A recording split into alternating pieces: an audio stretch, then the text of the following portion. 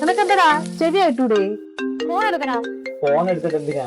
ഞാളെ വയറ്റിങ്ങോടെ ഞാൻ കേൾക്കാൻ. എടാ നീ ഫോൺ എടുക്കാതിരുന്ന അയാൾ വീണ്ടും വീണ്ടും വിളിക്കത്തില്ലേ? എന്റെ അമ്മേ, എന്റെ വാക്കായിട്ട് അയാൾ വണ്ടി ഫിറ്റ് ചെയ്യാനുള്ള സാധനം എല്ലാം മേടിച്ചു വെച്ചു. ഇനി അയാളോട് ഞാൻ എന്ത് പറയാനാ? അച്ഛൻ സമ്മതിക്കത്തില്ലെന്ന് ഞാൻ പറയാം.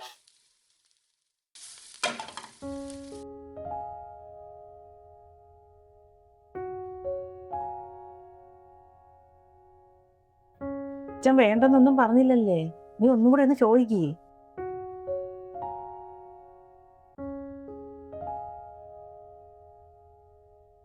അമ്മയ്ക്കൊന്ന് ചോദിച്ചൂടെ? ഓ, എന്നിട്ട് വേണം അങ്ങനെ വായിരിക്കുന്ന ഞാൻ കേൾക്കും. അമ്മ, അച്ഛനോട് ഒന്ന് പറയമ്മ. നിനക്ക് ബൈക്ക് വേണോന്ന് പറഞ്ഞപ്പം ഇല്ലാത്ത കാശ് മുടക്കി അങ്ങേര് നിനക്ക് ബൈക്ക് മേടിച്ചു തന്നു. ഇനി അതിന് മോഡിഫിക്കേഷൻ വരുത്തണമെന്നും പറഞ്ഞ് ഞാൻ അങ്ങേരുടെ അടുത്തോട്ട് പോകത്തില്ല. ഓ പിന്നെ, ഞാൻ പറഞ്ഞ ബൈക്കാണ് നിങ്ങൾ എനിക്ക് മേടിച്ചു തന്നെ. പിന്നെ 5-6 ലക്ഷം രൂപയുടെ ബൈക്ക് മേടിച്ചു തരാൻ പോവല്ലേ നിനക്ക്? ഞാൻ ആഗ്രഹിച്ച ബൈക്കും എനിക്ക് മേടിച്ചു തന്നില്ല.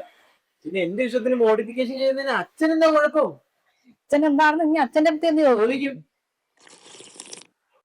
എനിക്കിവിടെ ആരും പേടിക്കും.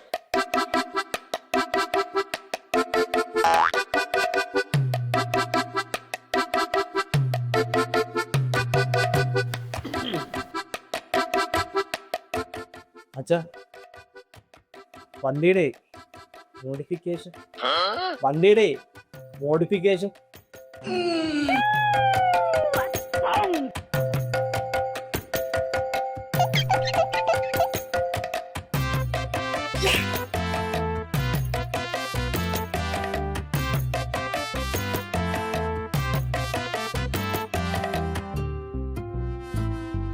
എന്താടാ അച്ഛൻ നിന്റെ മണ്ടയ്ക്ക് എങ്ങനെയായിട്ട് അടിച്ചാ?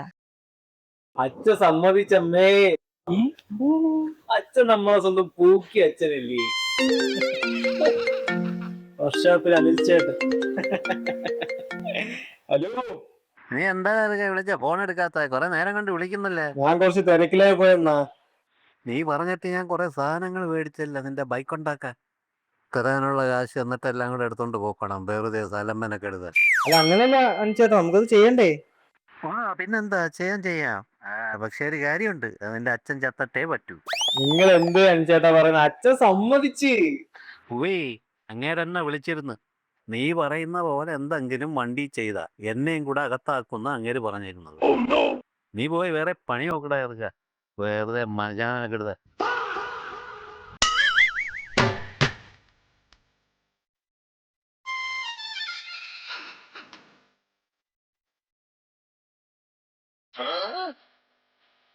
ഓ